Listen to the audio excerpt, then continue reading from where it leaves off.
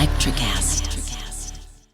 There are people out there all across the country pushing boundaries to grow the game of golf. Like champion speed golfer Lauren Cupp, who plays faster than anyone else. And Will Lowry, whose work in the golf community inspires more kids to get into the game.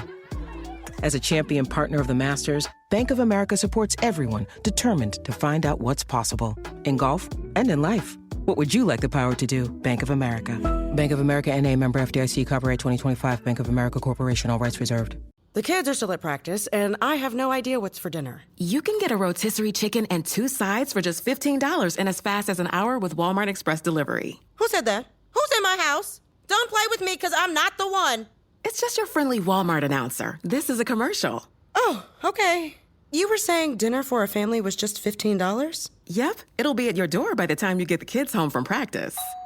Order now. Welcome to your Walmart. Subject to availability, restrictions and fees apply. Now that was a helpful commercial.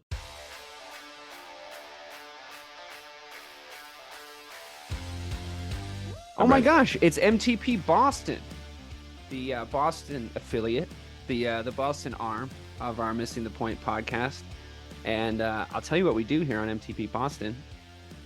We talk about Boston sports teams. I am DK Sizzle. I am here with Rayshawn Buchanan, Hollywood Rayshawn Buchanan. This is a professional intro, DK. Yeah, until you fucking started talking over it. It wasn't done yet. It was professional until you got here. You fucking buffoon. He was like, I'm so impressed. Let me interrupt. I'm also, if you can't tell, here with the real BK Bob Kelly. We're here to talk about the Boston Celtics, kid. It's okay, so this is going to be the theme of the show, and I was thinking about this a lot because it's the only question worth asking at the top of your team has just played in its inaugural first ever in-season tournament game. What's different about it? Well, the courts are different, I guess, and the uniforms are slightly different. My first question to myself and to the television was, does this count against their regular season record? Yes, was the answer. So that was the floor, right? It's at least as important as a regular season game. That we have to take, and I think that's a good strategy by them. By the time I was done watching it, guys, I think I'm in on the in-season tournament as a concept. I think that's where it left me. I know that it wasn't perfect, but there's a few things I want to point out to you guys that I liked. And one of them, Ray, you will not have experienced because we do, very luckily, have a first-person perspective of somebody that was there at the game, which we often get with Ray because he works at the Garden on Celtics home game nights. I really like JJ Redick and Richard Jefferson on the broadcast. And I like that as well. I really enjoyed that as a wrinkle, and I thought they did a really good job. And I thought they were really professional. And I thought, oh, is that what we're going to get with the in-season tournament? Where do you guys stand on it? Ray, from your perspective at the game, Bobby, from your perspective, listening to those guys and the whole presentation of it, I know you're up on the court. Where are you guys in? I like the pageantry. Maybe I think they might have hooked me. And I reserve, by the way, just want to finish this with this, Bobby, you fucking asshole. I reserve the right to change my opinion on this. This is a tentative. I think I'm in. Because we got to make sure to include that on the fucking ever-evolving world of sports that we talk about. But I'm just saying, I reserve the right to be out on it if it ends up being stupid. But for a trial run, I think not bad. That's kind of where I came away with it. What do you guys think? I think they could do it a lot better. I think there's a different setup they could do I honestly think, I think they could have bracketed it. I don't know why they did this group thing. I think they should have just gone to the bracket immediately. Okay, so and I like the group system because it's exactly how. But of course you do. It's the soccer way. It's the soccer way, yeah, bro. But trust me. So actually, coming into this, I was very anxious to get your opinion on it because I was like, if DK is not sold on it, with his soccer background and how this is set up in a soccer tournament type way, then I'm out. In soccer, and that's a way that works. So I to me that just says let's go do the way that it's been proven to work. It's been proven to work, yeah, and that just means they've thought about it and it's smart. They did. They did, but I just think there is ways to incentivize it a little more. I don't know how. I don't know.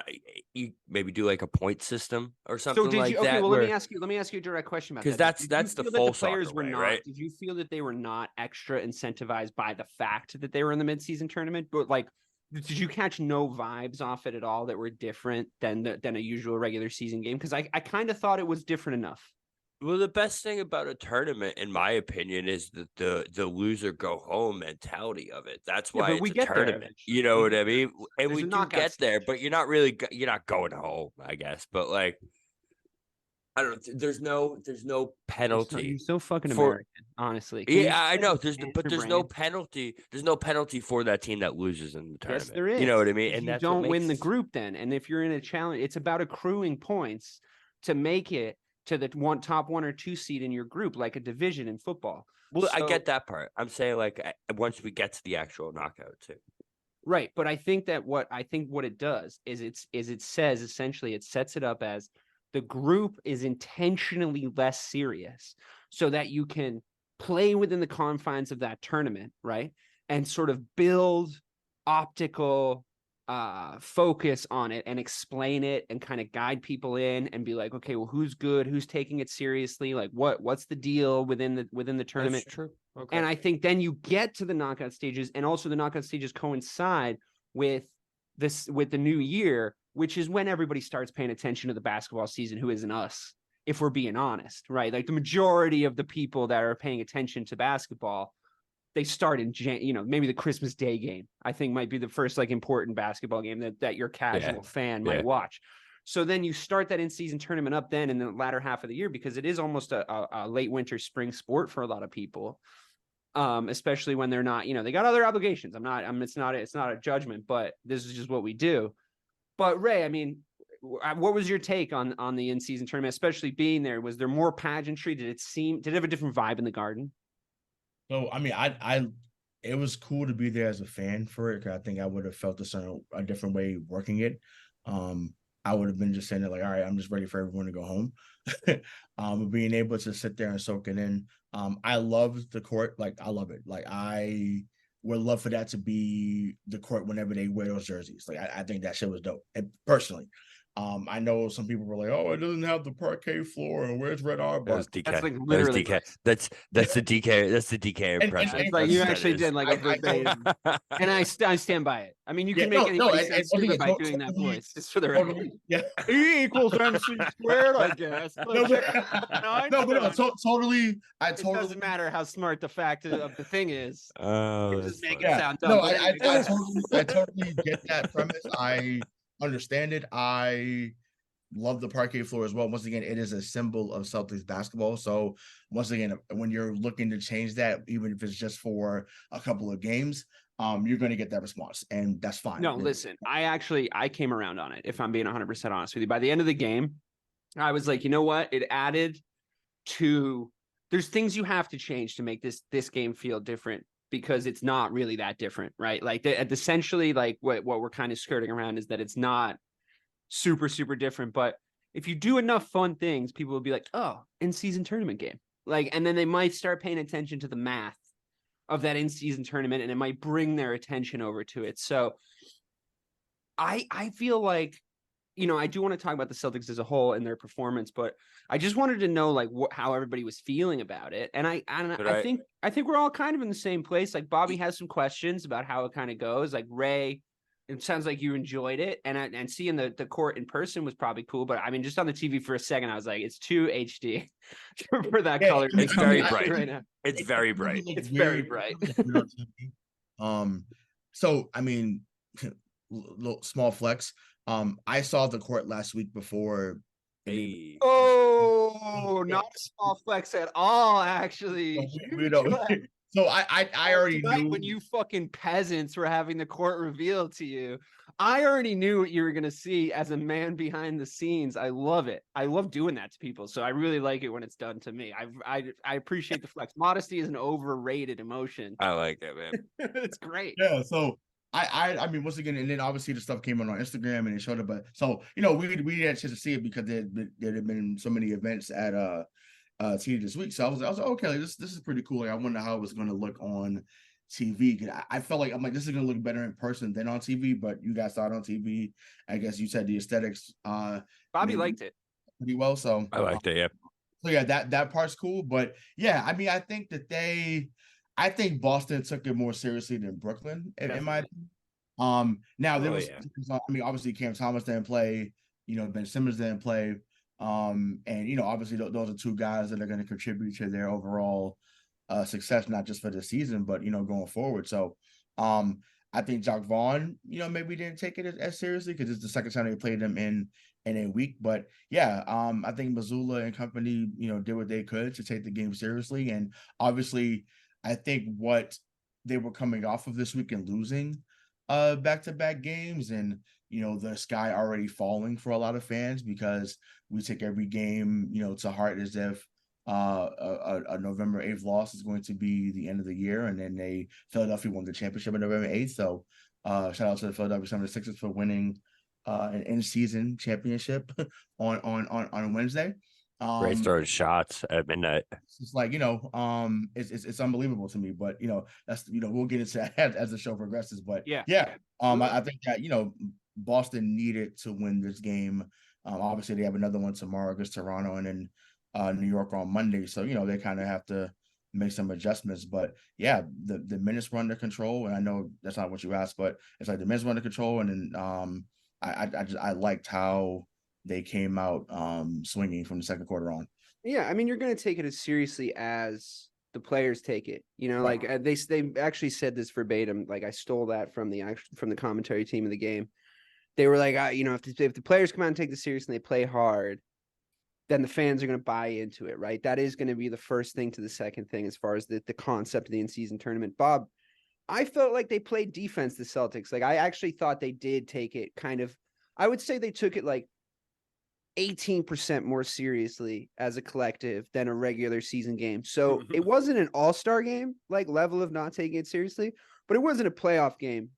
It was something kind of in the middle, which I think is what they were going for.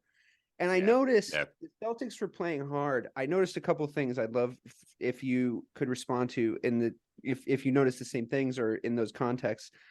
I like that Jaylen Brown decided that he was going to be the MVP of the in-season tournament. And like those incentives are real for NBA players. Like if you give them an award, an in-season award, like the NBA has historically always tied it to salary. So even if it's not currently tied to salary, like those collecting those things, it's good for your bag. It's good for your reputation. And I think that is going to be the big incentive down the line of like Jaylen Brown becomes the tournament MVP, which is a thing they're going to give out this year. And I think right off the bat, I think he like was just playing like, yeah, fuck it. I'm taking the in-season tournament seriously. And what made me think that is how seriously he took summer league. I remember Jaylen Brown in the summer league just being like, I'm going to fucking try so hard in the summer league. And then I'm going to come back a second year, even though I was good enough in the first year that I'm like a full first team player. And I'm going to try really hard in the summer league and fucking try and win the summer league. Cause I think Jaylen Brown's just like that. He's like, yeah, fucking put a name on the tournament. I'm going to come to play. So I saw that. And also I thought the Nets were like, fuck this in-season tournament when the third quarter started. I fully noticed that. They were like, this is fucking stupid. And they're stupid court and the fans are like a little louder and this is annoying. And we like didn't come here to get hurt and we're already beat up. And they just sort of like they was talking crazy behind. Well, you can't see it on TV. They was talking crazy behind the Nets bench. Really? Simmons, you bum. Simmons is a fucking bum. Boston's so brutal when it comes to that stuff. Okay, man. well, I'm gonna wait. I'll say I'm laughing, but I'm like, damn. I said they're not showing any fight, guys. Calm down. They're not gonna win this game. Relax. That's when we really sick the dogs on them though. Is when you're down and broken, bro. That's when the real fucking that's bulletin board material though. That's bulletin board material. You can't be getting that bench game. Hey man, I have an idea for this turn. So I just feel like the thing that I think it would be cool if they switched up the groups a little bit. Because what kind of took me away from it was like, oh, cool, okay. So we're in a group with Brooklyn, Toronto, and the Knicks, and it's like, okay, I've played these teams and seen these teams so many times. But obviously, and it's always the same because you can't. I know, but like during the same, that'd be like, cool. It's an impossible. You're talking about an impossible logistics problem that you're going to introduce. You're saying like we're going to make this in-season tournament West Coast trips for some teams, but not for others. Like, you know what I mean? And then it's like, you Yeah, bring it yeah, back that's around. true. It's like, no, I mean, essentially you should It group makes sense. All right. in the knockouts though. You can do that in the Yeah, knockouts. knockouts are You different. start It's to in get, and Vegas, when right? wait, they're all in Vegas. We're playing the whole Well, thing. I think the final round is in The Vegas. finals in Vegas. Yeah. That's great. Final should be neutral ground. Final should 100% be neutral ground. And like, that's the thing. I think the issue, Bob, is like, like, I know I only say this, and I don't mean to mansplain to you or anything, or soccer splain to you or whatever this is going to be. But like, I've been a participant in this format of tournament before. And I just don't think you're like fully nebulizing the whole thing, because it's a slow build. The whole point is that you build up to the final, and that makes the final sweeter. It makes the final like a bigger deal. Like when they play the Champions League, this is how they do the Champions League, which is that the premier soccer football tournament on the planet. It's all the best teams from all the leagues all play each other, right? That's the concept. Now you're not going to be able to reach those heights, because this is the kind of fundamental flaw with this in-season tournament is you're all going to play each other anyway, which is what you're saying. And that's like the thing that's annoying, right? And I get that. But the whole point is, when they bring you to the final somewhere like Paris or fucking Munich or somewhere like really sick, and it becomes this like Heineken sponsored mammoth event that's just printing money for the soccer federations, right? So by the time they take this to the fucking Sphere in Vegas or whatever the fuck they're going to do, the final is going to become this event. The NBA doesn't have like a Super Bowl like event, and obviously this isn't going to be the Super Bowl. But if you can somehow make this thing At least putting eyes there. Yeah. gate, ad sales on the thing. If you get more eyes, it's still a regular season game in the slate. It's still one of the games they're already going to play, but you possibly have 30 to 40% more eyeballs on it. It's a fucking genius move by the NBA, if we're being honest. Like, it doesn't cost them anything, and it's got a huge upside. So to add to that, right, and this is not something about the end season. This is about in February for the All-Star break. Which I think Adam Silver admitted he wrecked, apparently, which is so dumb. He should not have said that. Yeah. He's like, it's my fault. Right. I think that Major League Baseball got it right years ago when they said, making it count by saying whoever wins gets home field advantage. In that case, home field advantage. I would love to see them bring that rule over to the East and West thing. Could you imagine the year when Kobe and Marbury and all those guys went off, and when the East had that comeback by down 20, and the East, Allen Iverson would have had home court instead of the Lakers that East year. versus West was objectively better than this like drafting system. No, right, but that's what I'm saying. They're bringing that back supposedly. They're going back to that now. But what I'm saying, to add another caveat to it, I would love for them to say, okay, whoever wins East versus West, that conference gets home court in the finals. I think that would, because that makes the best players on the All-Star teams, the ones that think that they're going to go to the final, play really hard. Exactly. And that's what you want to be. You want Saturday night to matter again, because Saturday night used to be the premier night for the All-Star. So whether the dunk contest, the three-point contest, the skills challenge, like, you want to see that, right? The celebrity game should not be the best game all weekend. I'm sorry. And there's been plenty of times where the celebrity game has been better than the actual Sunday game. And that's what is the prize for winning the dunk contest these days? I want to say it's money. I think it's definitely a check, and then I don't know what else comes with it. I think some people win a car. Like, I remember what happened to the days of like the dunk contest sponsored by Kia? Blake Griffin's going to jump. I have. That was all just good stuff. Like, I enjoyed. They also don't have the top guys looking to do it. Like, to me, I think about guys like Shaden Sharp, who from Portland, who is that man can jump from here to the moon, and it's unreal. Like, you got to get guys like him in there. Not getting guys like Jericho Sims from New York. And once again, this is not a knock on Knicks, but Jericho Sims can jump out the building, but he's not someone that's going to wow me in a contest. He's really good in game. I think he'll catch a body in game, and that's cool. But Shannon Sharp is someone that is going to be a Joe Green type. Mark my words. He's going to be. They should really make. Wow. So, because Joe Green, outside of Vince Carter, is the best dunker I've seen. And once again, for those that hear this and think, oh, he's blown out the candle on the cupcake, bro. Yeah, insane. So good. Insane. Joe Green in his heyday, this was stuff that this league has never seen. So he did the D Brown, but better. Remember? Unreal.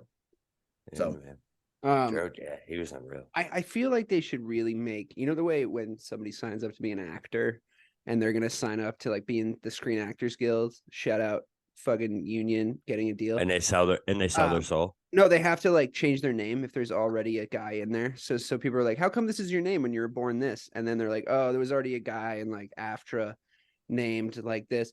They should do that for sports. It's like your name can't be Shannon Sharp. There's already been a Shannon Sharp. You have to change your name. It's just it's too the exact same, right? Like, can we call him like Shah or something? Or did I'm sorry, did this fucking, you're both are looking at me like I'm crazy. Did the simulation delete the real Shannon Sharp, the fucking tight end from history? Or am I Shaden? I've only heard people say it and it sounds exactly like Shannon Sharp. Yeah, no, that's like either people saying it fast or they're mispronouncing it. But no, it sounds too much like it. He has to change. They have to pronounce it differently because I've only ever heard it said. I haven't read it. Yeah. I've only heard people say it in like commentary, and every time I hear it, it sounds like Shannon Sharp. So think of it. So it's just if you it's I think he spells it SHA. I'm not the one who should change. It sounds too much. No, I'm just no, but I'm saying like for those that have that for those that are not hearing, I can't be the only one that thought this. I refuse to accept that. Absolutely definitely not at all. But I'm once again, they just don't have the platform like we do. I guess I should read more and listen less and talk less. Whatever. I disagree. Words are overrated. Ugh, that's embarrassing. Whatever. Yeah, my students would agree. He's really good too. I feel bad now. Tell him I'm sorry. He can. Sorry, Shaden. I'm on the show to talk about it. Yeah, exactly. Yeah. We'll chat about how hurt your feelings. Let's talk about the game. Talk about the game that was. Yeah, I thought. I think my favorite thing. I can't decide if my favorite thing about this current Celtics, and I want to put it in the context of those two games that we lost. First of all, I think losing to the Timberwolves was a Derek White absence issue. That's like how I kind of codified it in my head watching the game. I don't think this Celtics team really is at its full potential unless D White's in there. I think he just does a lot. I think he unlocks a lot of the transition. Richard Jefferson was talking about how he actually made it funny on the commentary. He was like, yeah, like maybe Jason Tatum's Batman and Jaylen Brown's Robin, but Derek White's Alfred, the butler. And I'm like, yeah, he needs Alfred too. It's important. It's like it's an important part of the Batman mythos, right? Like that he has Alfred like sorting his house and home out. And I was like, I really do think that's true, even if he's not like always doing the funnest shit to watch on the court. Because really, what I can't decide is, do I love watching Kristaps Porzingis more, or do I love watching Jrue Holiday more? Like that's kind of my conundrum in the first 10 games. Jrue Holiday had that period where for some reason Joe Mazzulla called a timeout, where he was just finishing everything around the rim, like getting to the rim easily and just finishing everything with the silkiest finishes that I've seen from anybody all year, just like effortless. And then Joe Mazzulla's like, timeout, we have to stop this run. Oh shit, I'm the Celtics coach. Fuck. I finally called the timeout at the right time, but it was against the wrong team. Whoops. I was furious when that happened. Like he was starting to just heat up right when that happened. I'm like, this guy doesn't understand runs. He still doesn't understand runs. But regardless, on the same token, watching Porzingis, like new flashy toys and everything, going with guys from the perimeter down to the bucket just with his hand up, and it's like, oh, you really can't at any time decide to go up with that. Like there's no time where you can decide that your shot is available because he's just walking with you because his legs are so long and his hand is up in the air, and that's fucking fantastic to watch too. And I do want to go in depth about the 76ers game, but I wasn't panicking. If anyone was curious, like Ray was like, oh, everyone's going down with the ship. I'm like, they're on track to win the same amount of games they won last year. Right. If you take 5-2 going into this game, it's like that's 58 wins. So we're good. I'm fine with that. Like whatever. The playoffs are what count anyway. And maybe I guess we might want to win the in-season tournament. But how are you guys feeling? We watched 7 games, Bobby. We've watched 7 games. How have you been enjoying it? Who is your favorite guy? Are you still on the Tatum train, or do you like the shiny new toys? So obviously, I love how bulky Tatum looks. I feel like 10 pounds. I think that's on record, right? He definitely looks much bigger than he did last year. You could tell by the way he's playing. Didn't you tell me that it was like factual that he like bulked up 10 pounds? 10 pounds of muscle, right? That's it. Yeah. But you could literally tell by the way he's down at the hoop. Almost every single game he makes a play where you're like, oh, he didn't do that last year. Couldn't do that last year. Yeah. I love Porzingis, bro. That's the biggest difference on this team because I love Jrue, but Jrue is Marcus, but a better version of him. So Oh like yeah, we've 100%. seen what that can do to the Celtics team, but Porzingis, man, has brought such a different element to everything that we do, and it's so I don't even know how to say it. It's like a monkey has to come off our backs on the entire team, where it opens up so much, and it opens up so much for Jalen and Tatum, and just like they're getting the looks that we always thought they would get. You know what I mean? Having that guy, that The 7-footer inside out portion of it is I mean, bro, it's great. is just it's He night can and day from set last up year, man. anywhere on the court and be effective. It's you so know? beautiful. It's so Um, beautiful. Having someone else that can create a shot too is really nice because listen, I love what we had last year, but having Jrue and Porzingis who can actually create offense through them when Tatum and Brown get stagnant. You know what I mean? Like, because that was always the big issue is like Tatum and Brown get stagnant and it's downhill from did there. they get stagnant or were we convincing ourselves that We everybody had to else force on them. that team was Yeah. better than they actually were? And now that we have players that are better from 3 down to 6, are we just seeing the fruits of that? Because we were saying like, oh yeah, like Tatum just stalls and he doesn't take over games. It's like, well, because they can walk away from Al Horford. And they can walk like at times, if he goes a little cold in the playoffs, it's like, all right, well, we can just walk away from Al Horford. Like it's not a big deal. They did it the entire fucking ECFs, bro. Yeah. Yeah. And it's like, or we can switch him onto this. And it's like, now that we have like a Kristaps Porzingis, I mean, and we loved Rob, but it's like, it's night and fucking day. Ray, it's night and day. I mean, do you not just think we just have better players now? Like that's just clear. And it's not that cute. We didn't need to get cute about these takes like in the off season. And that's why I've shown no panic. Once again, everyone has painted me, and rightfully so, as the most emotional fan on the show. No, I absolutely don't think that that's true. I think that you're always the most I usually love it. Yeah. I think you're the most emotional. It depends on the night. So it depends on the night. So but either way, it fits for this conversation. So we could go with it for now. But my thing is, it's like, yo, when we have talked about specifically us on this show, this our own version of 3-man weave here. We have talked about, can you score at every level? That is something we have said from 2020 to right now. And it's now that we are now seeing it in our faces. So I'm like, this is great. And once again, even the other night, they lost to Philly. Last year's team, or 2 years ago, when that team was down 14 with 3 minutes to go, it would have been curtains. It would have been over. Joe would have pulled, or Ime would have pulled him out and would have said, okay, all right, guys, for the next game. But no, JB comes down, hit a 3. Porzingis catches in the post. Swoop hits him with the Bernard King fadeaway. Up and 1 foul. Okay, now they're down 9. Boom, comes back, hit another 3. And I'm like, oh wow, okay. Then Holiday gets a steal. Bam, now they're down 4. It's just like, okay. Granted, they took their foot off the gas, which is why they were in that position. But now that like it was like we always wanted them to stop taking their foot off the gas. Right. Instead, they just got so good that they're still able to do that, and it's fine now. Right. Correct. But that was their solution. Yeah. But I want to speak a little bit more about Jrue Holiday, right? I think tonight. So he had 13 points. I want you to. I was both. He was so good tonight, man. Both guys are getting the segment regardless. So if he wants to do Porzingis and you do Jrue, perfect. Yeah. So 13 points, 12 rebounds, 9 assists.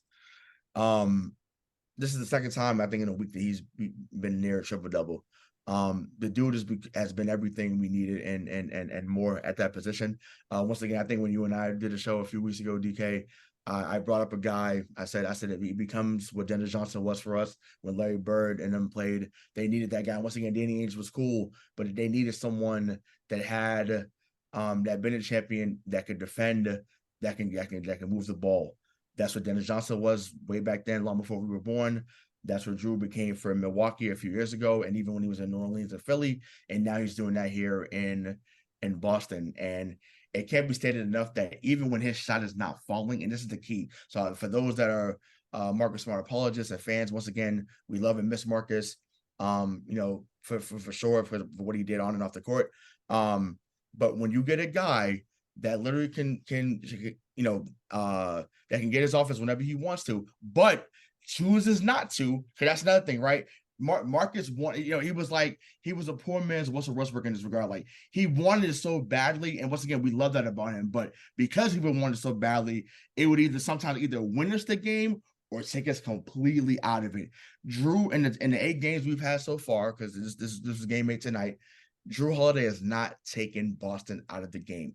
Like, maybe the game on Monday before 16, but even then, he's getting 8 rebounds. He's guarding the best player and taking them out of there. Not switching, not calling. He's taking head dude, on. Don't even get me started about the fucking difference in the switching. I thought in the first game, I wanted to even just dedicate some time to this after we're done talking about Jrue, to talk about the way that we're playing defense now.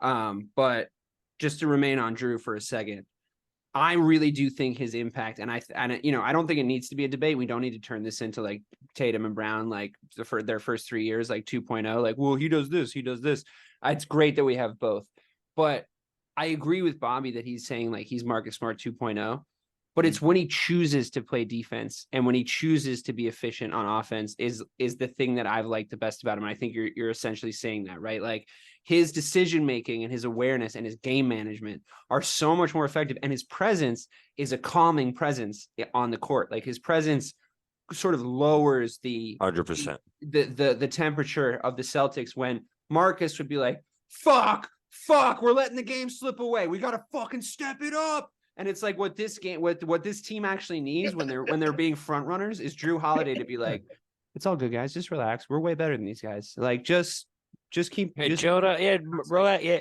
Like, I'm not. Derek's not getting 100%. sped up. Derek's not getting sped up. I'm not getting sped up. You guys shouldn't get sped up either. With like, just don't let the crowd back into it. We already did all the hard part. Like, let me just hold the ball for a second, and like right at the right time, I'm gonna like pass it off to someone. We're gonna run a little play.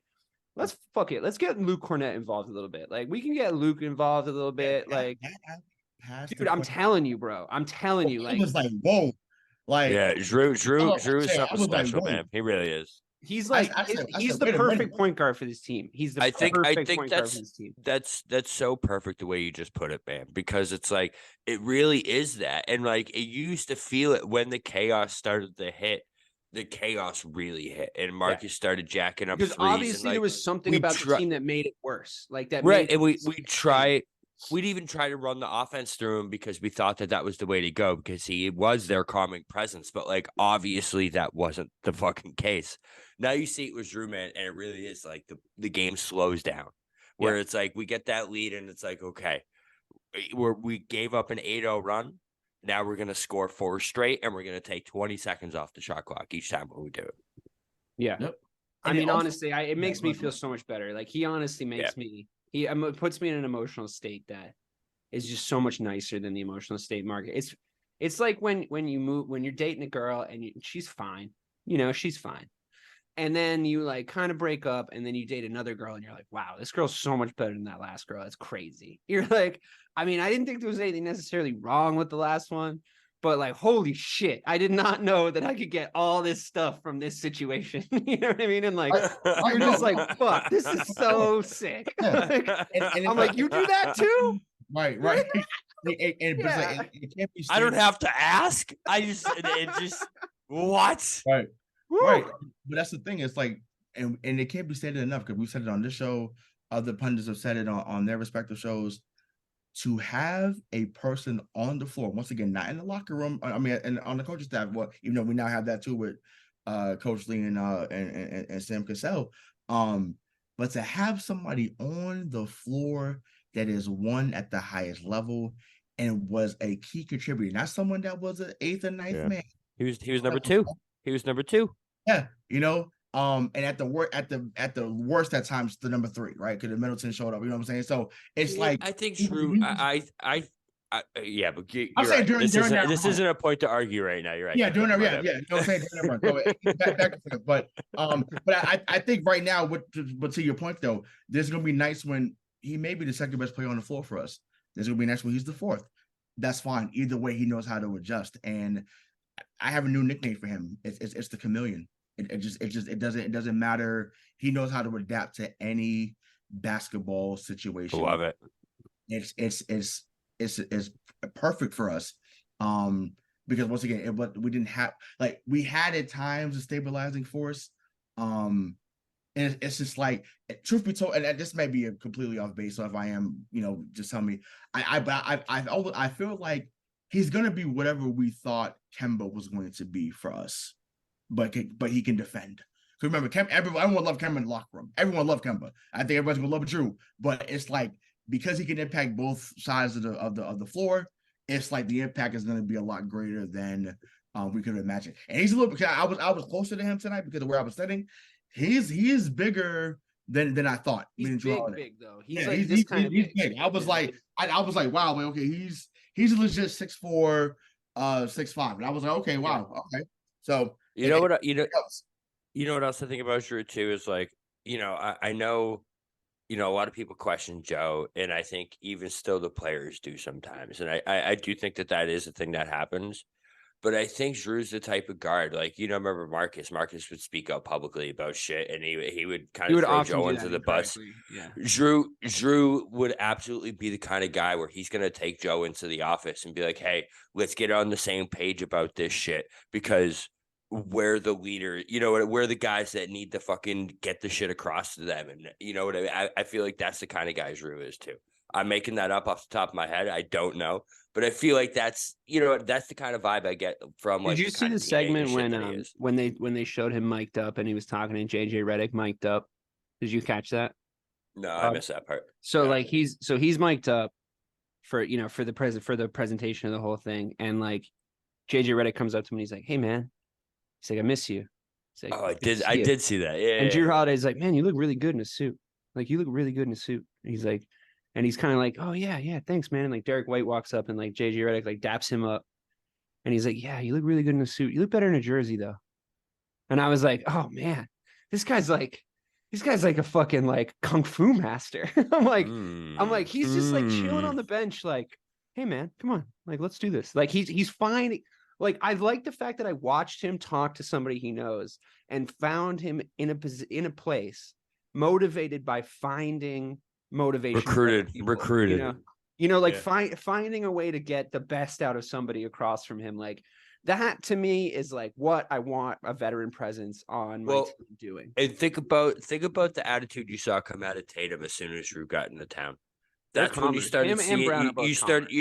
You started seeing the videos come out where Tatum's talking about. I'm not directly correlating this to Jrue, but I kind of am. Where he starts talking about how he needs to go out there and give it every single night and do all this shit, bro. I feel like he's a big reason why these dudes are starting to get it, and I just noticed a big difference from the two of them. But based off Jrue, same thing with the championship team, right? Once again, we know where Paul Pierce was before KG and Ray got here. Pierce was doing a lot of what Tatum was doing, giving your favorite player 27 a night, giving you buckets, hitting game winners all over the place. But it wasn't until they got together, and once again, even though they all had been to the conference finals individually, but the KG come over and say, okay, yeah, you done scored a lot of buckets, but hey, motherfucker, we got to defend. If we don't defend, we're not gonna win. If we don't hit the post, we're not going to win. Ray, if you ain't coming off them curls the way you were doing early in Milwaukee, we're not going to win. And I think maybe, once again, it all looks differently. Obviously, no one's going to be Kevin Garnett, especially vocally. But I think people lead in their own ways. And I think that's where, JT, JB, and everyone else has been receptive to what's been happening. They were receptive even to probably even with Porzingis coming in. Because think about tonight, right? People label Porzingis as being selfish and being a guy that doesn't look like it to me, bro. That's for sure. So for him to be tonight, right? His final line: 9 points, 5 rebounds, 2 assists. He got 4 shots up, and they won by 14. He's never been on a team like that ever. Not in Latvia, not in Serbia, not in New York. He's got to be loving it, man. He's got to be loving it. He did a lot of work that didn't show up in the box score, though, and I think that like that is super important too. That you're basically you're basically in a situation. And look, I want to do caveat this. Like, I think that we're allowed to have this love fest for like what everybody is essentially calling the likely best 5 in the NBA right now. I think we're allowed to do that. I really do. They are the best 5 in the NBA. So I'd say like, because I close, do, but the reason I want to caveat it is we've played 8 fucking games. That's the only reason I want to caveat it. So one way or the other, like, yeah, we shouldn't be freaking out, but like, I think that like, and also I will also say people that maybe overreacted to the 2 losses. I did have in my head, guilty as charged, that like I was trained to believe that our best championship teams like go on epic streaks at the very start of a regular season. And I don't know if you guys remember 2017 17-0, bro. It's 17 like I was just thinking I had that number in my head. I really did, which is not fair. I get that. I understand. And I understand that the regular season is different now, and I understand that there's like management situations and all that stuff. But when your point about Porzingis, Ray, I think is so prophetic, because at the end of the day, like, yeah, did we argue with you about the way that you were looking at previous iterations of this team and say like, come on, man, like, don't be so negative. Like, look, we have Jason Tatum. Look, we have this. I think both of us, both Bobby and I and you, were kind of right in our own ways, because if you look at it from your perspective, you were correct that like they were not good enough, and they're so different now that like you can do a victory lap on the fact that like that iteration of that team was thrown out. Like they're gone like that. So you were right that they weren't good enough. And that iteration of that team did come up short. But Bobby and I were also like, I don't know, man, you have these 2 guys. All you really have to do is like the simple thing to put this, and this around them. It was a little bit more complicated, and like, damn, like Brad Stevens, like take a fucking bow. But take a fucking bow. Like take a fucking bow, Brad Stevens. Like holy shit.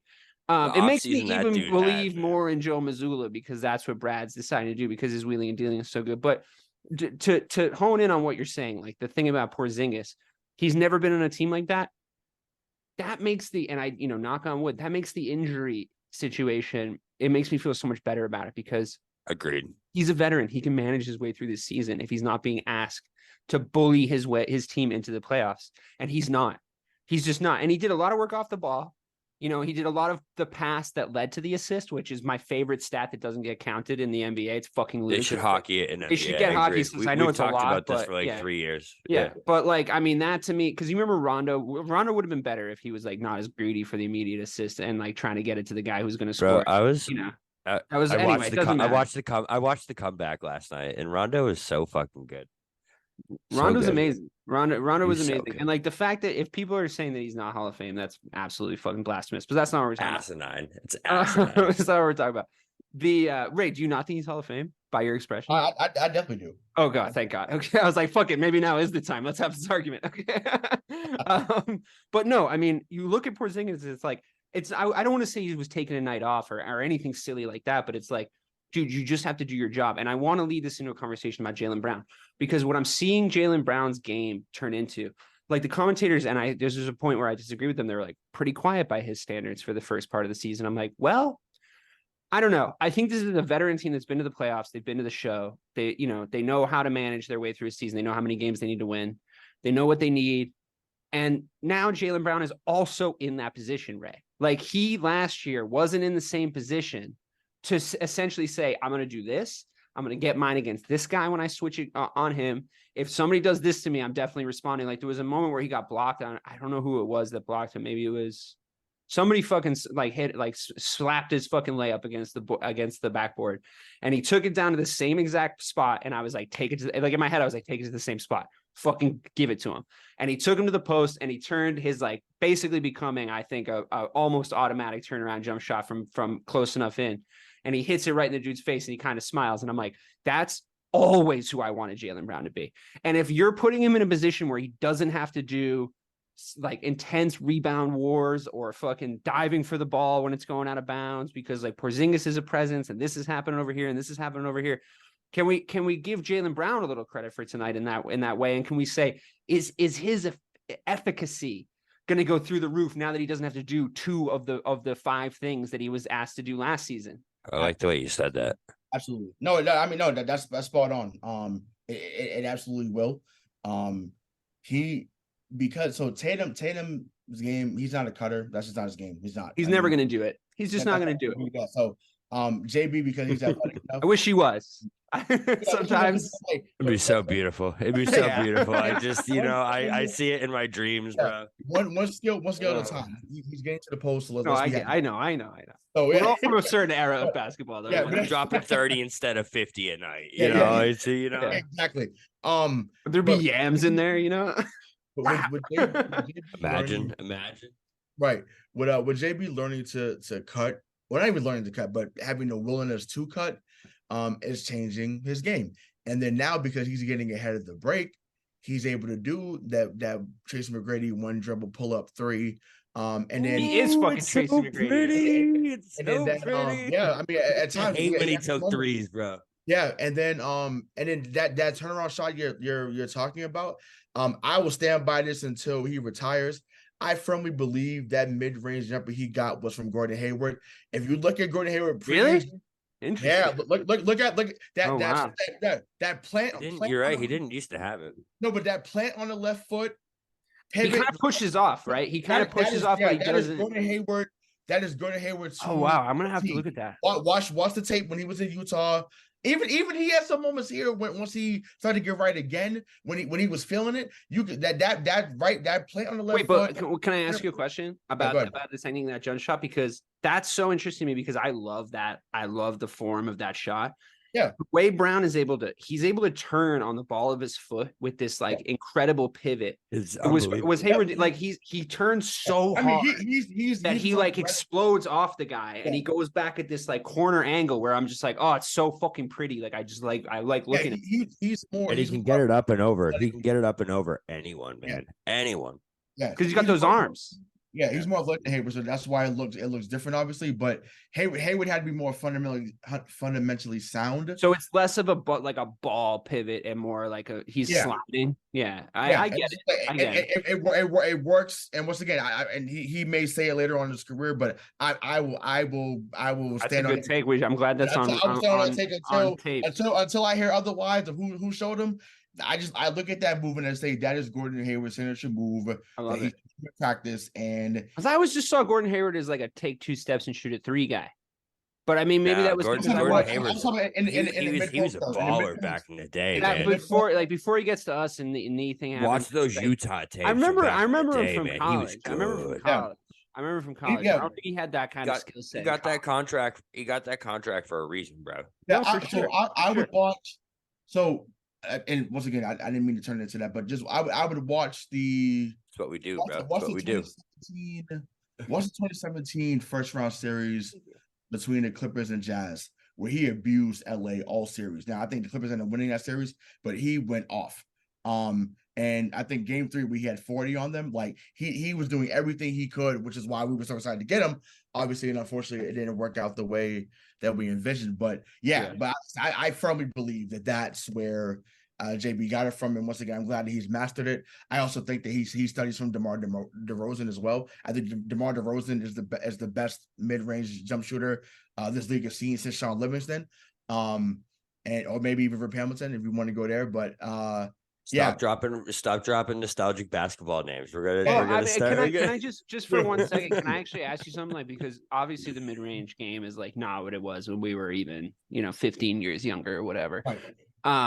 Carmelo Anthony, I think to me that was a guy who, and unreal. I think comparatively speaking, I don't think their games are similar. But if we're talking about JB and I think it could have been if Carmelo was in the right situation. Well, Carmelo had this bulk to him and this kind of athleticism with that bulk that he could use to compete athletically early on with guys like LeBron James. So when you're talking about Carmelo Anthony, I think in order to not sound like you're a fucking boob, you have to be really careful, because it's easy to forget how incredible he was when he first got to the league, and how he was in the conversation. He's so good, yeah. He dropped out of the conversation, admittedly. I'm not saying he didn't, but when he first got there, I loved him. Of all that crop, the D Wade, Chris Bosh, LeBron James, fucking still wild. They all ended up on the same team in that fucking draft class, but Carmelo Anthony, these guys that came into the league all sort of at the same time, and LeBron was sort of on record with posterity being Carmelo's my peer. I love that guy. But it's what he was really saying was I'm still going, and I have a whole separate second NBA career after I blew this guy out of the fucking water.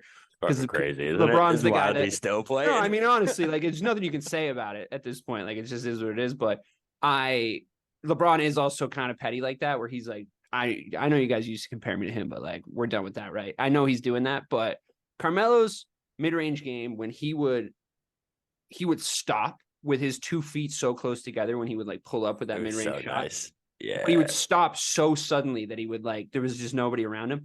I think JB is not like that, but I think he has an athleticism that sets him apart in the mid-range because in there you need to be strong and you need to be like physical. Like once you cross the perimeter line, like that's when it's like, all right, you want to be in here? Like, let's go. And there's a lot of teams that do that. And Brooklyn Nets are one of them. They were a little beat up tonight. I think I like their previous iteration better than their current iteration, like the sort of Jared Allen, 100%. That whole thing going on. But like, yeah, we would be looking at them as NBA champions had they kept when Dinwiddie, Jared Allen, and those guys were on the bench. Once again, that team it just took Philly. Yeah, I know it's tough. I know people just 1 foot, 1 foot, bro, 1 foot. Literally, 1 foot, really 1 centimeter, probably, right? Before we move on from Jalen, though, before we move on, I have that.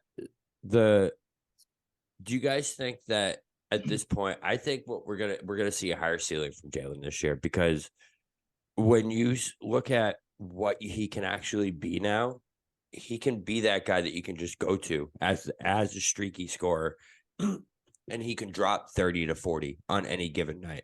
But if he doesn't have it because of this team that we have now, you're not going to see that Jalen forcing jump shots like he used to. You know what I mean? It's so much nicer, this new version. Well, I mean, yeah, the drop 30 to 40 thing is like, that's fine. And like, if he does that, that's great. I much prefer him cast in this new role as like the floor guy, set him as the floor guy instead of, and have Tatum be the ceiling guy. And, I think it is a good transition into Tatum, but I will stay on JB per your request for a second and let Ray chime in on this too. The idea that JB can like get into the game at his own pace and on his own terms and doesn't have to be like first quarter better, JB is here. And then like he kind of fades from it. It's like, no, like you need to be calm. The way that his game works, it's like, he's a matchup guy. I've been saying this for a long time. And it's like really nice to see it come to fruition. It's like, if he has probably more mismatches available to him on the court in one-on-one defensive situations than anybody else on the Celtics because of his athleticism, his build, and the way that his game is.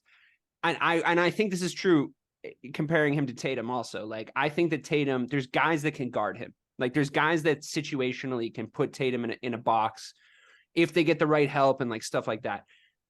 Well, forget the help. In one-on-one situations, if you put a guard that's too small on JB, he can take you to the post and he can fucking kill you, which we just talked about. If you put a big man on him that's too slow, he can take you out to the perimeter. And like what he needs is just a little time to find those matchups, to like find the people that he's going to bully on the court. Like he's a flat track bully in that way. And I think, Ray, do you agree, or am I misreading his game? I think that's correct in that narrative about him. I feel like with him, he's always been a guy that can do bully ball.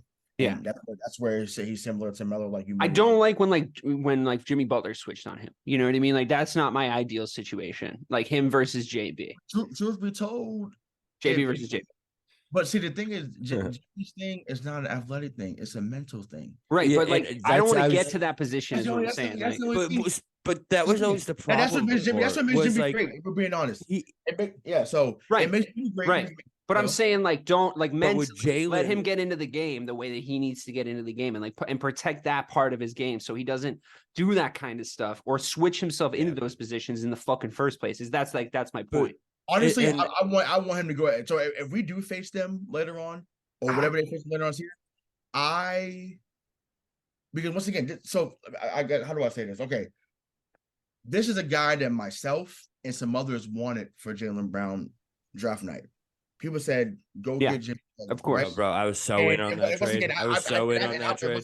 I admittedly was upset that trade did not happen. I was 100% in on that trade. I remember that. Behind that, I was like, that's where I was at. Right? I was a big fan of JB at Cal because I was on the West Coast and I had seen him play live. So I maybe got spared that fate. Right. Exactly. So I get it, right? But with him, with Jaylen Brown, I was like, look, dude, athletically, there's maybe 10 to 15 guys, if that. That might be high. That might be high. too much to give. Like, there's not many that can guard him when he's on. Right. And once again, people want to troll and joke about the left hand thing. I'm telling you, he can still finish his left hand. Jaylen Brown says, I'm going to the cup and I'm going to score, or I'm going to get to the line. Yeah. Like that, there's not many that's going to be to stay in front of him. That's the problem. Yeah. The thing with that whole thing is like that was always an issue though, because it got to a position where we were forcing it with JB, where he felt like he was forcing it. Well, but that was when the plays would break down, right? Like that's when the plays would break down. And it's when he would start forcing his shot because but Tatum did too. Tatum did too. You were just more okay with it when Tatum did it. Well, yeah, of course, but I'm saying like now that's not a thing anymore. You know what I mean? Now you just he gets into that mental state where you see him start driving to that same fucking spot that he always goes to and he always loses the shit. You start fading the offense away from him towards your other 3 fucking weapons that you have. We were manageable. We used to be manageable in that sense. You know, you can manage Boston Celtics to a result. But it just goes back to the point that we were talking about earlier. It's like now and not to oversimplify it, but it really is this simple. It's pretty simple. You can no longer up on the Jays. It's just that simple. You cannot load up on them. You cannot just send 2. Once again, and I'm really speaking to Eric Spoelstra because that's really the guy. He would just send 2 and say, okay, well, someone's gonna have to beat me. Someone else is gonna have to beat me besides Tatum. But he was also funneling. Like, I know what you're saying, not to oversimplify, but like what Spoelstra did, and it simplified it enough that other coaches were able to replicate it. It was like not necessarily. Yeah, you can load up on the Jays, but you funnel them into the worst parts of their game. Like you make them start playing the worst parts of their game, and then what happens is you get all these mismatches on the rest of the team. Because it brings me back to my original point, guys. Like, I don't think the team was that good before we made these trades. It wasn't. I think like Marcus Smart and Al Horford and Rob Williams should all be bench guys on a fucking championship team. I think what we're kind of learning, true. Right? Like, that's 100. You already look at how it's how the what's the right word? The fallout of this is happening. Where like Marcus is on an 0-8 team. Robert Williams is out for the season. Grant Williams is a no-show in Dallas. So like, no. Grant's doing good. Is it even I have to admit that. Even I have to admit that. So he's been a real bright spark for them. But you know what's going to happen? He's going to go to the playoffs. You're going to be like, Grant, do that thing where you hit those corner threes like you did from the regular season. And he'll be like, all right, no problem. I went 0-15. It's going to be like, Jesus Christ. And another thing too that you can't understate is it kind of reiterates exactly what you just said is it's contagious when shots fall, guys. Yes. It's fucking contagious. So and when Grant Williams was a symptom of a different problem. Grant Williams would actually, if I'm being honest, I was the biggest Grant Williams hater on this podcast by far.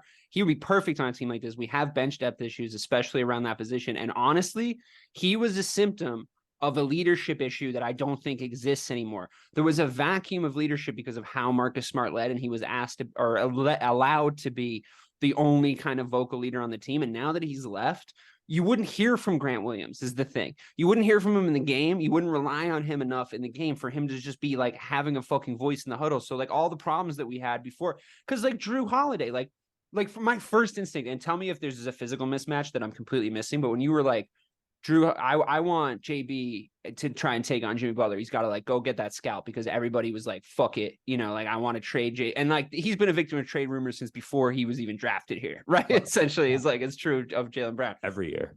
Yeah. My first instinct, and maybe this is not having enough faith in JB and what he can become. Ray, correct me if I'm wrong.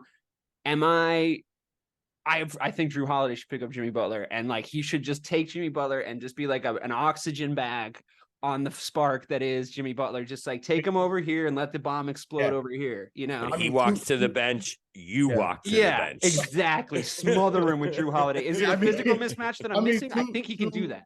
Yeah, to an extent, yes. I also saw Jimmy give Jrue and his teammates 56 points in the first round last year. That's a thing that could happen. Yeah, regardless of what you do. I was like, whoa, and we all collectively was like, whoa, like, it was like, are you watching this? Are you seeing this happen right now? Can we agree though that there's huge defensive problems on the Milwaukee Bucks that maybe where Jrue Holiday was pasting over? Oh, for sure. We're looking at this. I mean, But I know again, it's only not been even 8 games, but it's not even just Jrue though. And as much as I can't stand him, Grayson Allen leaving is a problem. he was a defensive player. That's just Yeah. a fact. Middleton too. being a shell himself is a problem. Them not putting Brook Lopez in the right covers defensively is also a problem. Like, to me, if I'm them, and once again, hopefully they're not listening to this. I personally, I have the solution. Don't tell them. I would start Bobby Portis. Hilarious. For this year's team, I would start Bobby Portis and put Brook Lopez on. If he start, I would start by. I like Bobby Portis a lot. I always have. Yeah. So I think if you put Portis in there, and it's Portis, Giannis, Middleton, Beasley, and Lillard, then that team looks a little differently defensively, because they'll be able to switch a little bit more, and then they can switch and recover. So I don't know. I once again, I don't think they're going to. I'll say this as a brief. Just we should do this little segment on the Milwaukee Bucks because I think it's fair to talk about them because like they are obviously our number one rival in the East. I have been very buoyed by their kind of lack of defensive presence and like how Dame is not fitting in. And it's only been 8 games. We're going to improve. Like our flow is going to improve. Their flow is going to improve. The Sixers flow improved automatically by taking James Harden out of there because that's what you're supposed to do if you want the flow of your team to go better. You take James Harden out and you send him somewhere else. I'm out on the fucking Clippers with James Harden on them, but I'm in a little bit on the Sixers without him. But he's apparently already disgruntled. Is the word on this? I don't know if I've ever seen him gruntled. To be honest with you, look what happened when he walked into the locker room. It's so bad, man. Walked into the locker room. He was basically like, "What's up, gang?" He looked to the left, crickets. He looked to the right, crickets.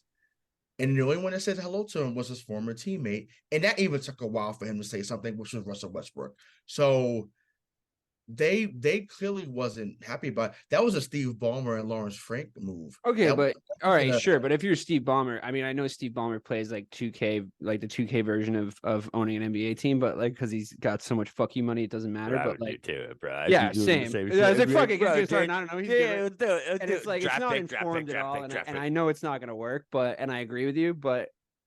I mean, Jesus Christ, how many games have they all been on the floor for together at this point? Like, it's like, you might as fucking well, like, Jesus Christ. Like, there was 2 years ago, they were saying, I mean, the Clippers are like what the Celtics wish they could be with those two guys. The fucking Clippers are Kawhi Leonard and Paul George, but that's just like a better version of Jason Tatum and Jaylen Brown. It's like, yeah, okay, buddy. Like they're old, they don't give a fuck anymore. They cannot get on the fucking court. Like it's bad. Yeah. Oh, you got a new arena? You're just gonna have less people coming to see you now. I heard that arena is gonna be fucking sick, though. I'm sure it is, dude. I love the Staples Center. As somebody who is from Boston and has hated the LA Lakers my entire life, the Staples Center is the most convenient and lovely. Like, I can't deny it. Like, you show up, you can get dropped off by an Uber, like 20 paces from the entrance. It takes you because there's 50 fucking entrances. Bro, they're TD's all well like that now. TD's like that now. It's been a few years since I was at TD. I'm sure since TD's Ray got there, he whipped him in dope now, I'm man. sure since the new Ray got TD there, he is whipped him in pretty shape. sick. I'm not saying that you're not running a great shop over there. Hey, I'm not saying that. All right. But I'm just saying, of course, it's blasphemous. It's blasphemous. But I will say this: every time I've exited the TD Garden, I was in a new part of Boston that I'd never seen before, and I've exited the TD Garden. So how many exits actually are there, and where do they lead? You remember how? Remember you always used to exit. Strange place. You always used to exit in construction tunnels lined with warning tape and I think when they were building everywhere. When they were building it, they shouldn't have used the Narnia doors. They shouldn't have fucking decided to buy the doors from the fucking closet in Narnia, because every time you walk out, you're like, this is not a place in Boston I've been to before. And I've lived here my whole fucking life. So that's cool. But like, whatever. All things being equal, we have to dedicate a little bit of time to Jason Tatum. I think the most encouraging thing about his game, the maturity, sure, in his like sort of frame and like how he's coming to the game physically, but also I think and this might be just my brain connecting dots. Bobby, correct me if I'm wrong, but the Jason Tatum that has a goose egg in the first quarter, like he does tonight, has another goose egg in the second quarter, like 1 to 2 to 3 years ago. But this year, with this iteration of the team, he has a goose egg in the first quarter. JB has a big quarter. And then the second quarter, he scores 13 points in like what felt like 1.6 seconds. Like he scores 13 points in absolutely no time flat in the second quarter. And then he continues to just hit big shots for the remainder of the game. And I think that is like what we were all just waiting. Like you weren't waiting at this point for him to add another thing to his game, like going to the hoop a certain way or like finishing a certain way or scoring at all three levels that Ray's like always been banging the drum about like for the last 3 years now. What you were waiting for is like his final iteration as like a mature veteran player to say like, I know how to manage myself through a game. I know when to apply my game. And I know that if I score no points in the first quarter, I can go and score 13 in like 2 seconds in the second, right? Like, I think that's the kind of the ceiling of what we're seeing from him this season. Or did I miss it? Had that already happened? And I maybe wasn't paying attention. And it only counts for the playoffs anyway, I guess. But like, what are we doing here? I think a lot of the times what we saw in the past is like he would start forcing the issue because he had to. Because if he had one of those quarters, the Celtics weren't in their same rhythm. thing as JB. The Celtics weren't playing their game. Saying earlier. Right, exactly, and it started to get stagnant, and like bad things start happening. Marcus would start jack, but now, man, he can let the game come to him because the Celtics offense is already flowing. Things are already moving. One of the best things about his rookie year is how much he let the game come to him. Exactly, man, exactly. And now things are moving, and it's not all about JT initiating every single play. It's not about what is JT gonna do on this specific play. No, we're gonna run a play, which is a cool new concept that we do have plays now. We have plays. We're gonna run a play and do this screen for Porzingis over here, and then we're gonna do this, switch up top with Jrue, and then hopefully that opens up Tatum over here. If not, we have a Brown on the backside. You know what I mean? And it's just there's so much more nuance to this team that it sets Tatum up, I think, to get in those rhythms. And it's the same thing with Brown, man. It goes hand in hand where it's like they don't need to set up their own rhythm and get hot anymore. It's starting to be set up for them. You know what I mean? And those looks are there for them to take, when they're going to have an impact on the game. Right. And it's such a more leisurely, so different. Yeah. Which is more, it's so important for the regular season too. Ray, I mean, what did you make of Tatum tonight in person? Do you notice any differences? So this is more of a funny point before I get into that. So where I was sitting at, obviously, like you said, you just mentioned Tatum had 0 in the first quarter and even a little bit into the second quarter. So this guy, about 2 guys behind me, had a parlay for him to get over 27 points. So he's at 0 for the first 10 to 12 minutes, and it's just like, yo, like what the fuck's going on, man? Like, it's crazy. So the running joke all night, I turned back to him. I'm like, hey guys, we're winning the game. He's a team player. So we're laughing about that. So every time you got a rebound, I'm like, that's rebound number 5. He's a team player. Oh, he just passed it to JB. He's a team player. So they was like, man, fuck the team player. We're trying to get him to 27 points so I can get $1,000 tonight. Those I feel you. So he gets 27. No, he got 23 tonight. So yeah, 23. But once again, 23 points, 10 rebounds. Once again, that with him. In years past, it would have been 14 points, maybe 6 rebounds, 2 assists. But he's always, and I can credit Eddie House with this point because he's right on about this. Whenever Tatum is getting 8 rebounds or more, he's usually engaged in the game. Whether he's scoring, I love it when Tatum is rebounding, man. Whether he's scoring a lot or not, right? So I think that second quarter where, like you said, and you're right, Dave, because I went to get I looked down to grab like my shirt that they gave us or whatever. I looked up and it was like JT43. I checked my messages about something. JT43. Timeout, Brooklyn. I'm like, oh, what happened? Like this it happened in a flash. 90 seconds. So it's a beautiful thing to watch. Also too, and this is credit to Joe Mazzulla, whoever came up with this idea. We don't give credit to Joe Mazzulla on Yeah, this to have Tatum. Yeah, I know it's hard to relinquish that. I mean, I thought he sucked tonight. Also, I thought he was all right in a couple other games, but I thought he sucked tonight. If you wanted to talk about it, we can. But I'm saying just for this. I mean, I say if he's the one that's doing this, the sub pattern that he has for Tatum, far as coming in with the second unit and just letting Tatum run the offense or whatever. I love that. Honestly, I think that's great. I think that's a way to get Tatum freed up and have someone that can't really guard him, or really most people can't guard him, but there's definitely not anyone on the second unit that can guard him, especially on Brooklyn. Once again, the only person that could remotely guard Tatum was in street clothes tonight. His name was Ben Simmons. So that was cool. Guard Jason Dorian Finney-Smith tried, and once again, Dorian Finney-Smith is a very good defender. I would love to have him here if there was ever a chance to grab him. But it's like he tried. But we have a thing that my grandma used to say. But bless his heart, like bless his heart. And it's just like, dude, like you don't have a shot.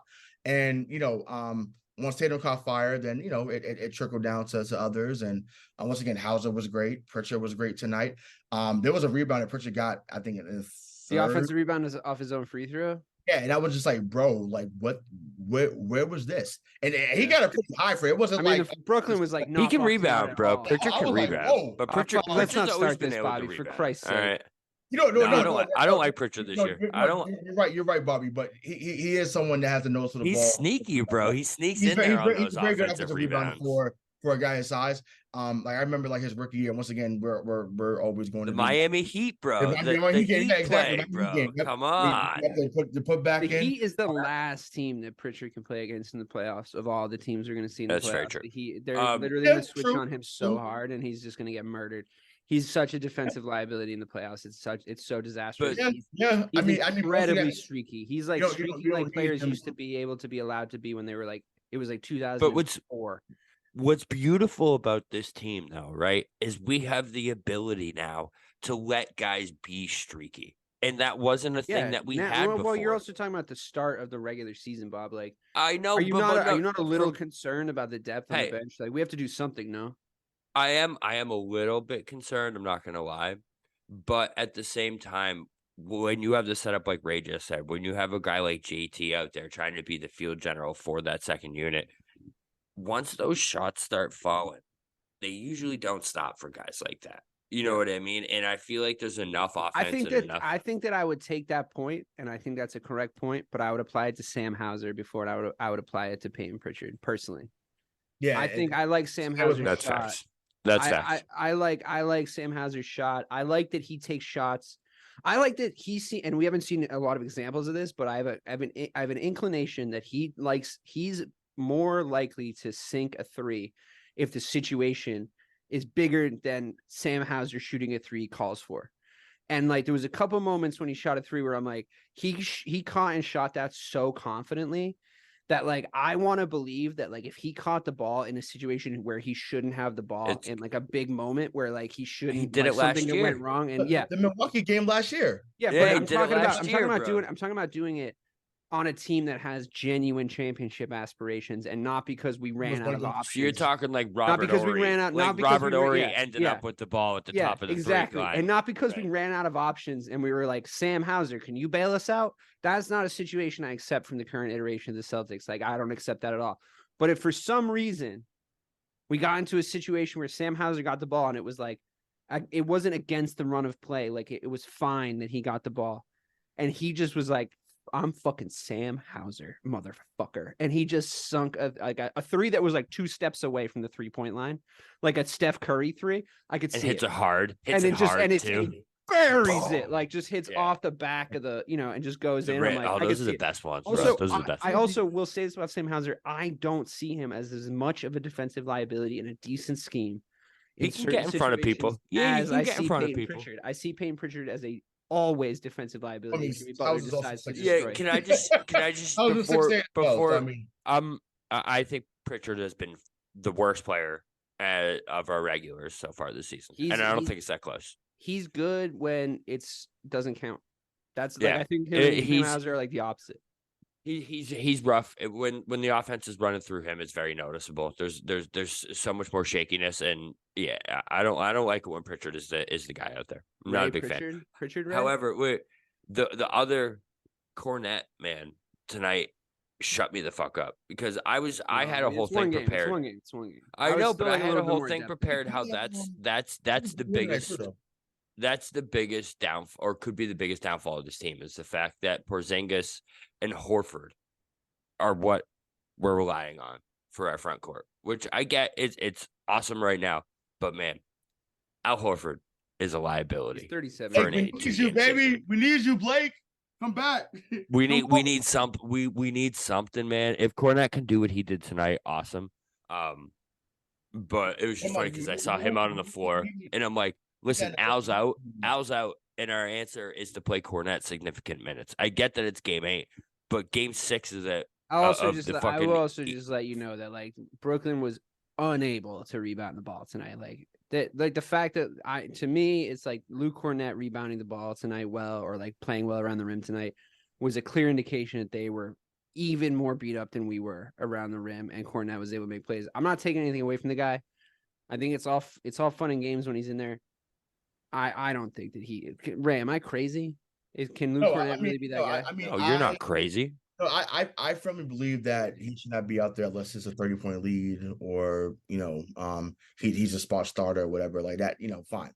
But once again, if you're gonna give me 8-4, 8-5, yo, that's gold.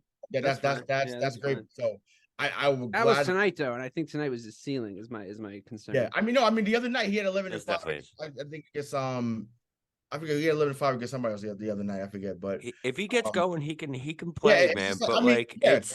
So he once again, I think with him, like defensively, obviously, like I say, he's not going to be that guy defensively. We know that. But he is someone that knows how to move in the pick and roll, and they know how to find him. They find him. And do we run the pick and roll? Like, do we really? Yeah. But with him, he runs it like him and Jrue run. Do we run like kind of like a fake pick and roll? Like sometimes when the bench guys are out there, that's not like I thought we were calling for like Porzingis and someone, and I haven't really seen. I'm about the bench right now, but no, I've seen Holiday run it with a few people. They run pick and rolls. Yeah, screen after screen. It's like a very soft pick and roll. I don't love how we do it. Well, because I know I'm nitpicking at this point. I am nitpicking at this point. No, but it's fine. There's only a small sample size to speak of. Yeah. The more so I'll emphasize on Porzingis, like he's setting the screen at the top of the key, but then if he sees the guy that's in the corner that's guarding either JB or Tatum for that matter, as soon as he sees that guy come sag off, he's catching it. He's catching beautiful, man. He's finding whoever in the corner. But that's the thing. We said this when he got traded. We was like, the most underrated part of his game wasn't the offense. It was his passing, and he's already shown a few times that. He works very well out the double team. Yeah. He works very well in the mid post. So my thing is that's the zone buster right there. When teams keep working zone, so that's Miami. Yeah. Some like to run zone. You put Porzingis in the middle, and you let whoever that guy draws off, comes off the double, comes off the corner. You find him in the corner, or you drive to the basket to get. Yeah. And you remember when when he fades into the corner too. I like that too, when he does that shit. I think something that Ray just said is important too. Like the way he catches the ball, is like a possession based catch. Like he covers it and catches it in a sense where he's like, I have the ball here right now, and I'll either release because he's got a quicker release than you would expect when he's in certain positions, and it's obviously an incredibly tall release, so it doesn't really matter if anyone's switching to him. Like he only needs like. It's kind of like it's a little bit like Tatum. Like he only needs like a half a step to basically have like stretch on you, right? To get a clean look at the basket. But I used to call it. This was literally not a thing that people said. It was just a thing I used to say. Do you remember when KG would take the low post and Rondo would kind of like sky kick it into him to start off like an offensive set where like he would be like close to the elbow. That was a design play. Yeah. But like I used to call it our kindergarten setup because it was always the thing we did when we like weren't in a flow and we had to like restart. So Rondo would take it over to the corner and he would just like watch for whoever would kind of come to him to play defense, and then he would just like knock it over their head. Yeah. KG would take it high, right? He would take it super high where he was almost daring the guy who, towards the end of his career, no one was really, or towards the end of his prime, I should say, nobody was really trying this on, but he would take it high to be like, go try to get it. Like he would dare the person guarding behind him to go try to get it because they would already have to be on him because he was like such a weapon down there. And then it was either he would look around, he would take it to the chest, he would look around and he would say, I can dish it this way or I can dish it this way. Or if the play breaks down because we're in our kindergarten set, I'll just turn around and probably hit a fucking just disgusting fucking turnaround jump shot right. That open leg just jumper like, that he had, disgusting. Like I just, like I'm just gonna show you my whole nutsack when I turn around for this fucking. It was so beautiful. Shot. Like you just have to look at every fucking wrinkle on my nutsack when I turn around for this jump shot. And I'm gonna say something when we're walking away. Now, listen, I mean, I don't mean to wax lyrical about KG and his nutsack, but what I love about Porzingis, it's not that. It's not that. Like KG and like in the elbow was like one of the most elite power forwards to ever do that. The only person that can really have anything to say about that situation was Tim Duncan. Right. And we're not talking about that right now. What we're talking about is like Porzingis has that kind of catch where I'm like, okay, the ball's there now. Like it's there. It's established in that place that Porzingis is. And that makes his playmaking so much easier because he's so possession based. Is that something you guys have noticed also? Like yes. that, I think it opens up playmaking from the elbow. Like the Nuggets have that, and it won them a fucking championship. I'm not saying he's Jokic, but you think about it all goes back to that same point, man, where it's like the defense when Porzingis gets it at the elbow, all five guys, their eyes are on him. Yeah. You know what I mean? All five guys' eyes are on him. And that takes their eyes off of Tatum, takes the eyes off of Brett. It creates so much more just having the length also that presence there. It limits their defensive vision. Like the length that we bring, once we get length inside, like they can't see past him. Like I can't see past him, and I have like this angle from the TV. Where were your seats, Ray? Like what height were you looking at him from? I was in row 6. So I was pretty close to the floor. So you were shit. You were camera height though. You were basically camera height. Yeah. Mm-hmm. Which is like prime. It's like that they chose the cameras to be there for a reason, right? Exactly. So like, but do you think that like you can see guys that are smaller? And I think Brooklyn looked small tonight. Like we made them look incredibly small. Because do you think that has an impact? They have a bunch of perimeter guys, so a lot of the guys. I mean, and they had nobody that could like cause any sort of screening. 6'7" is not small, but obviously when you're 7'3", obviously that's nothing. But I want to go a step further just to give the listeners a more concrete idea of immersive experience. Yeah. So put your VR headsets on, everybody. Right, exactly. So the Washington game right now, listen, no one's going to accuse Washington of being this phenomenal defensive team. They even weren't phenomenal with John Wall and Bradley Beal as defensively. Like they weren't. They were okay, but they weren't someone that was. Yeah, those shootouts with Isaiah Thomas were like 138 to 135. Exactly. Or those are fun. Those are fun. But they were like not defensive showcases by any means. It was a play in that game, and we actually screenshotted it and shared it on our Twitter X page. There was a play where Porzingis was on the left side of the floor. He gets an entry pass into the post. Immediately, Kuzma, who was guarding Tatum in the short corner, comes over to double.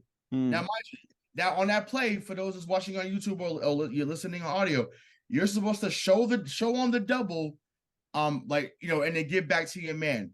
But you can't do that. This guy's 7'3". It's an automatic 2. So what does Kuzma do? He says, I'm in no man's land. He comes in, he shows on the double. He comes to double KP. KP says, oh, this guy that gets 32 a night is in the right corner. Let me just skip past it over to him. Because I can go over everybody. Because no one's switching to me. No one's switching to me that's taller than me. Right. So I can go over fucking everybody whenever I want. I mean, we say this about quarterbacks in the NFL all the time. Like, why was Drew Brees so impressive? Because like he must have been guessing around some of those fucking 6'7". You ever seen what it looks like for a short quarterback behind the line? That shit is insane. I don't understand how they even make it happen. It's wild. So equally what Ray's saying is so correct, because equally the opposite is true. If you're up there, it's fucking easy as shit. Like the viewing angle from where Porzingis is, and also not for nothing, but he's not looking around at the 2016 New York Knicks. He's looking around at Jason Tatum in the corner, wide open. He's looking around at Jaylen Brown making a cut from the elbow. He's looking at fucking Jrue Holiday, has shaken his man across like 2 screens, and he's like coming around the corner to help him out if he needs to. It's fucking beautiful to watch. Yeah. Honestly, it's beautiful. Even and another example, right? And this is more of a Denver Nuggets type play. I think Scott brought it up in the broadcast. There was a play where he also caught at the top of the key. He did like a pivot / screen into Jaylen Brown's man. Pivot like how Jokic usually pivots. Brown was able to come off the curl, was wide open. He laid it to him. Brown gets the dunk. I was like, we didn't have this. And once again, Rob Williams showed us that at times, but he didn't show us that enough because that was underrated. Rob Williams is full on having surgery. But it was like now he's done, bro. Did we just straight up fleece the Blazers? Did we know how damaged? I wouldn't say fleece because once again, we knew. And everyone knew of his injury history. Yeah, Jrue wasn't staying there. Rob Williams would have a 10-year career at least because someone's always going to say, "Well, what if? Like, what if? The man can jump out the building. He's been there. So been there. It's going to be actually. Matter of fact, I'm going to say this right now. I bet you he's back here within the next 2 years. I bet you Rob Williams is going to be on. We do love to recycle our bigs. We do love to do that. From Warfare to Tice, I'm telling you. Rob, and once again, he won't have to start. Just say, "Hey, we need you for 30 games." That's right in his warehouse. He'll be here in 2 years. Within 2 years, he'll be back. It'd be great to have him still. Actually, looking at the bench, he won't even be 30 yet. So it fits the timeline. He'll be a lot slower, and his jumping ability will not be. That's okay. But hopefully, he'll be able to turn himself into something else because once he has that surgery. With the way that he's bounced back from other injuries, once he's had that surgery, I would be very, very reticent to think that he could get back to the same place he's gone to before. He'll never be 2019 Rob again ever. Like that would never. But that what we're essentially saying then is that we sold on him at his peak, essentially. Oh, we sold high on him and Marcus, we sold so high on Marcus. Like Marcus is never going to be as good as he was when he won Defensive Player of the Year. I mean, can I give you the Denzel Washington meme from Training Day? Please. Wait, bro. Like, hey, sorry. What's so amazing about it too is like everything. Like, oh, everything we loved about Rob and everything we loved about Marcus. Right? They made our defense what it was. They did this. They were the heart of the team. Whenever it was, these guys do it too, and they do it better. That's what like with Kristaps, man, is like. I thought we were getting an offensive big. This guy is so underrated defensively and what he does defensively. I think he might be more effective, at least more efficient defensively than Rob ever was, man. I still think it's presence. I really still think that Rob was different. Presence has changed so drastically. It's different though because Rob was all about being athletic and getting the big block and like there was nothing ever safe. Kristaps is just a presence around the rim at all times, and you have to respect him no matter what. If that key, if I could be DK for a moment and get into his mind and nitpick because I feel like he was just something he would say. If I'm going to nitpick. He gets in foul trouble too often for my liking, and that's happening too much already. You think that? I think I've noticed that too. I don't care that his game mate. That's got to stop because. Do you think that's the way he's called though? Like, do you think? I think he's called. I don't know if he's called. Like, I don't think his game is called appropriately by the refs. To be honest, it's not. But and once again, we know that as fans, but you got to adjust because you can't get tonight. He got 2 fouls within 30 seconds. That can't. I just think they're relying on him. Against Embiid. That can't happen against Jokic. Like that can't happen against Giannis. No, we're dead. We're dead if he leaves. But they're relying on him. So that's why we need more depth because they're relying on him solely for rim protection and solely for bodies at him early. Yeah, you got to throw bodies at guys early. Or because put Holiday on somebody else. Then put Holiday on him because he did it to Randall. He's done it to Embiid. So maybe that's the key, and you have KP playing. Well, I think you're saying sort of a larger point though. Like there is worry sometimes that he does play like a fucking European pussy from time to time. Like I think like I think this might be an instruction, but like he's averaging like 6 rebounds. I would love that to be 8. You know, like I would really love that to be 8. And I know that we're like we're getting greedy now, obviously, and like we're deep into the fucking nitty gritty of the X's and O's of this team. It's been 8 games. I think he can average. I think that that's on purpose, and I think he can average 8 to 9 rebounds in the playoffs. And like you'll see a stat. You'll see a stat like regular season rebounding, playoff rebounding, and it's like, oh, I wonder why. Because it's like this matters more. You know what I mean? Like but the reason why I feel like I'm not as I guess concerned about the rebounding, when you have your 6'5" guard, means Jrue Holiday, getting 7-8 rebounds a night himself. You got your Marcus was a good rebounding guard, and we still looked really deficient around. No, Jrue Holiday is a much better rebounder than Marcus Smart ever was. Okay, but I think Marcus Smart got them hustle rebounds when you needed them every now and then. He's known as a good rebounding guard. Like since college, he's been a decent rebounding guard. You can't rely on your guards for those numbers. It has to be all 5 guys though. It can't just be a big man. It has to be all 5 guys. I think it needs to start with the big man. Maybe we just disagree philosophically on this, but like, and you might be right. I just think from my perspective, I think the rebounding has to start with the big man because it's about presence. Like I'm still traumatized by that Game 7 in the 2010 finals when Rasheed Wallace is standing underneath the basket and he can't get any fucking rebounds because it's not about the fact that you're 9'4". It's about the fact that you have to develop a presence across the entire game underneath the basket. Like people have to be tired coming in there. You know what I mean? Like I like the guard hustle rebounds because they start breaks and like you can move fast and you can Golden State Warriors the whole thing. And I like those existing from an offensive perspective, but down the stretch in a big playoff series, in my personal opinion, maybe we disagree on this, but in my personal opinion, your bigs have to like just make it so that it's not worth it for you to try to, because we've just been getting people to we took offensive rebounds off the Nets tonight. Like people take offensive rebounds against us in big situations over the past few years. And like, that can't happen. You can't get that's true. That's true. And it's like Kristaps Porzingis is big enough that it's like you can't come in and out hustle me. You're fucking 6'2". Like I have to kill you every time you try to come in here. Like that just has to be a rule, right? Like that has to be a fucking cemented in stone. Like if you're in there, like you have to get it over them. This isn't Europe, you little bitch. You got to get in there and fucking get those rebounds. I know that we don't want to get hurt in the regular season, but I would like to see it in the playoffs. Is that not fair? I mean, I once again, to add to that, he played 24 minutes tonight. Yeah, totally. I'm not saying now. I'm not saying now. I'm ecstatic. I no, love totally, it. Totally. Yeah, totally. So handle it was UPS package. Handle it. Yeah, kid gloves. I get it. I understand. I am loving how they've managed this minutes. No, I'm with you right now for sure. I just hope it can evolve. Is all I'm saying. Oh yeah, for sure. I mean, it's gonna have to, but yeah, I mean, obviously, Brad's gonna have to readjust. Look, I mean, once again, I fully trust that he's looking with the fully trust whatever he wants to do. I'm on board. Whatever he's thinking, he should do it. Exactly. I still think they obviously they add one more big, and maybe the hidden thing is Kato once he's healthy, right?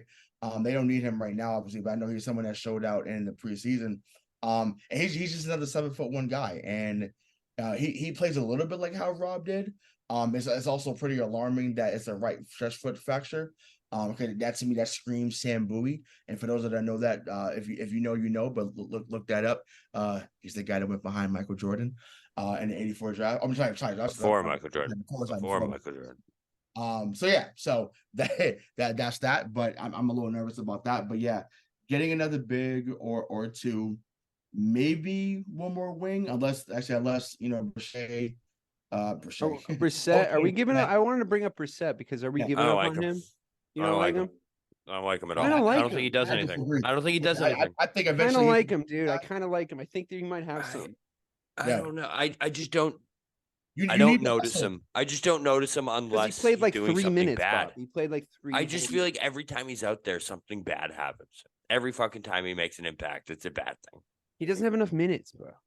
Well, I mean, also remember, the game I'm not big on O'Shea. I see what you're saying. Against Miami. Remember, Tatum said we won this game because O'Shea Brissett. When he came in the second quarter, he changed the game. And I think this team needs energy guys that are going to be that's not going to get you to 10, 15 points, but it's going to get you maybe 3 to 5 points, but also 4 to 5 key rebounds in a stretch. And I think eventually that's what Brissett becomes. I like Lamar Stevens. I know, DK brought him up. I know long before he assigned here as someone that could be a viable option at the backup. Got to play them. Joe is not playing everybody. Yeah, the rotation's pretty short right now. That's the problem, and I get it because he is so. I understand. Joe's like me. He's like, look, I'm trying to fucking win these games. Yeah. He's still kind of in a job. I can't try to figure out if you can play right now. I need to know if you could contribute, and I get that because I'm once again the teacher in me is like, look, either you have it, baby, right now, or you don't. So I can't sit here and just try to figure this shit out. So that that mindset, believe me, I understand more than most. However, if we're looking to preserve and persevere, right? We need to find a way to get them guys 10 to 12 minutes. But once again, it needs to be something where they're contributing positively, and not taking away, as Bobby alluded to. Wow. I honestly, I didn't think that we had this much Celtics in us, but it's been a while. We had to unpack all our basketball. There was a lot. Everyone had a lot of thoughts. But that's why we went off on the tangents too, because we just got so much basketball that's just been circulating in these brains for like 10, 11 months. It's also been it's like when do you start to shift your focus from the football season to the basketball season? And it's like, well, when your fucking Celtics are this good, you start to pay attention, and I think that we're all sort of getting a little bit excited. I mean, Ray dressed up as the parquet floor. That's how much he hated the fucking, like he was like parquet for life. He sent it subliminal messaging. It's a big part of how we're going to succeed. But on that note, listen, I know that we did end up sort of nitpicking. That doesn't mean that we're not all incredibly excited. We did start off this podcast saying essentially, like we were basically just fucking having an orgasm about Jrue Holiday and Kristaps Porzingis and the kind of ways that JB and JT are getting opened up and the way the team is set up. Do we have reservations and worries? Of course we do, because nothing's over till the fat lady sings. It ain't over till it's over. And we don't hang fucking banners for Jrue Holiday had a really great fucking 6 games around here in Boston. We hang banners for championships. So it's early in the season. We'll be back on MTP Boston to talk about this Celtics team in its current iteration and its future iterations. But man, if you're a Boston fan and you're trying to get on a bandwagon right now, this one might be going down the road a little bit. So for myself, for the real BK Bob Kelly, for Hollywood Ray, I was at the game, Buchanan. Business or pleasure, this has been Missing the Point.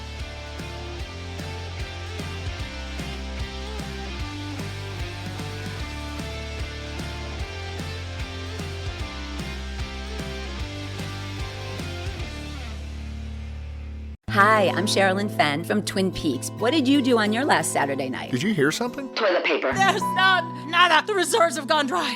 People are hoarding it. I should have done that. They're all out of hand sanitizer at my Target. Brooke, when did you last watch the news? We are getting reports of forced quarantines in China, Japan, and now Italy. You're cutting onions in half and putting them around your apartment. Yes, exactly. It kills the COVID. Excuse me? Let's go. Let's go. Get in. Vamos, rápido. Have you ever driven one of these? Never. I'll drive, ladies. I've got the keys. Excuse me, I'm lost. I'm looking for my wife. I got turned around. Join me, Eric Roberts, Jennifer Elise Cox, and Ed Asner for The Last Saturday Night, an Electricast podcast. You'll love it. Electricast. Electricast.